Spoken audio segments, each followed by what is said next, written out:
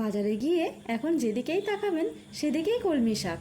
আর কলমি শাক দিয়ে হাতে গোনা কয়েকটা রেসিপি সব বাড়িতে হয়ে থাকে। আমি একটা অন্যরকম রেসিপি দেখাচ্ছি, মন দিয়ে দেখতে থাকুন। প্রথমে কলমি শাক, ভেজানো মটর ডাল, কাঁচা লঙ্কা আর অল্প জল দিয়ে একটা পেস্ট বানিয়ে নিলাম। তারপর ওই পেস্টেই পরিমাণ মতো নুন চিনি দিয়ে ভালো করে মিশিয়ে নিলাম। এবার কড়াইয়ে তেল গরম করে কলমি শাকের বড়াগুলো উল্টে পাল্টে ভালো করে ভেজে তুলে নিলাম। তারপর ওই তেলে কেটে রাখা বেগুনগুলোও ভেজে নিলাম। এবার কড়াইয়ে দিয়ে দিলাম 5 ফোড়ন, শুকনো লঙ্কা আর তেজপাতা। অল্প নেড়ে চেড়ে বাকি সবজিগুলোও দিয়ে দিলাম।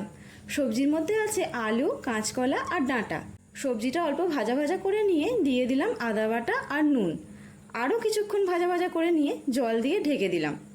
সবজিগুলো সেদ্ধ হয়ে গেলে দিয়ে দিলাম রাঁধুনি মৌরি বাটা। এই সময় ভাজা বেগুনগুলোও দিয়ে দিলাম আর দিলাম কলমি শাকের বড়া।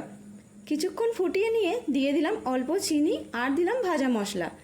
এই ভাজা মশলাটা আমি শুকনো লঙ্কা আর 5 ফোড়ন নেড়ে গুঁড়ো করে নিয়েছি।